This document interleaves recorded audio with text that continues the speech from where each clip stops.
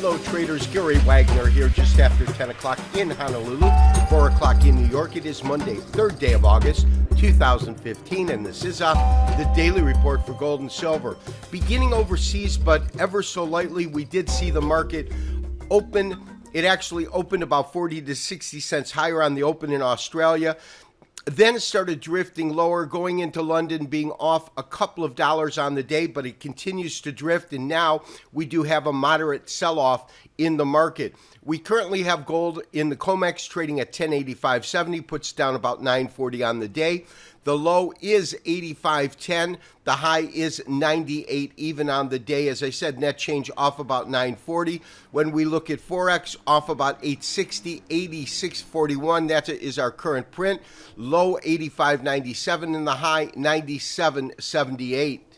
Silver is also tracking lower today, off about 20 cents or 1 3/4%, just below 14.50. Not 15.50, 14.50 now. Low 14.39, high 14.76. We'll touch upon silver in a little bit. So traders, there's absolutely no doubt we have been sitting short in a position at roughly 92. Market is now in our favor at 86. I should have more optimism than I do about this position, of course, but I can tell you this, when we look at just the daily chart, let's go ahead and pull that up. This is our standard candlestick daily chart. There's absolutely no doubt. When you take a look at the recent activity, call this from what, about the 20th of July into August, we are trading lower, yes, but we also are trading within this defined trading range. And so until we see the market really break below or above, we're not really convinced, at least I'm not, that what we're looking at is anything more than consolidation in the market. Now, as we've talked about all of last week, consolidation can really be a scenario in which you've had this defined downtrend, market consolidates, and then it continues on its direction and goes to lower lows. That is one distinct possibility, and of course that's the possibility that I have believed. That was our basic assumption throughout this entire trade. So we are looking for a potential break to the downside. However, at the same time, we have to realize that when a market has been in a defined downtrend, typically you will get like a couple of pivotal candles and then have the market move up. In this case, we're not. We're getting this long period of consolidation, and it could be some sort of bottom formation, although I think that that is, in terms of probability, maybe 20 to 30%, being 60 to 70% in terms of a downside move. I think that that is more probable. But what I'm trying to say is we're certainly not out of the woods yet.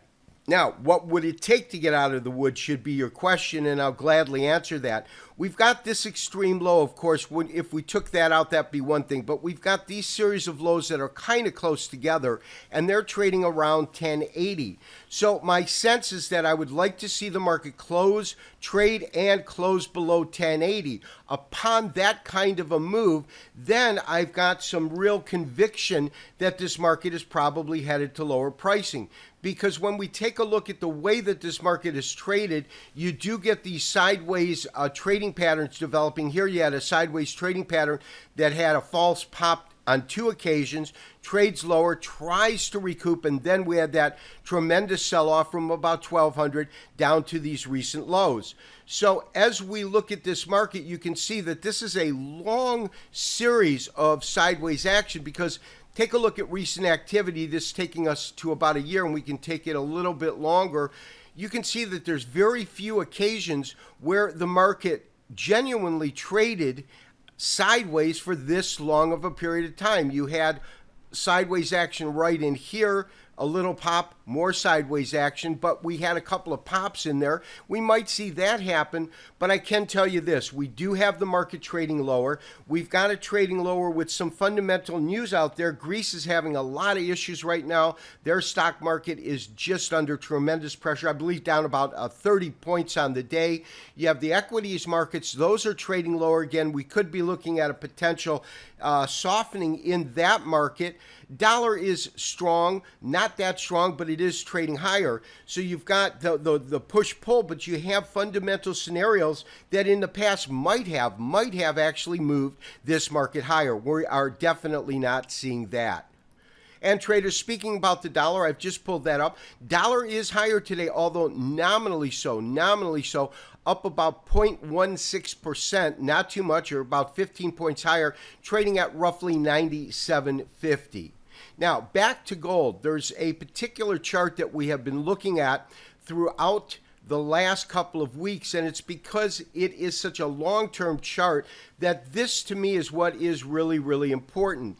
And that is the fact that we had the month close out, tremendous drawdown this month, not the greatest drawdown we've seen in a month, because you can see this month right here coming in beginning part of 2013, a tremendous sell-off. As this market sold off, we had some very, very strong downside months. So nothing like that kind of carnage that we saw.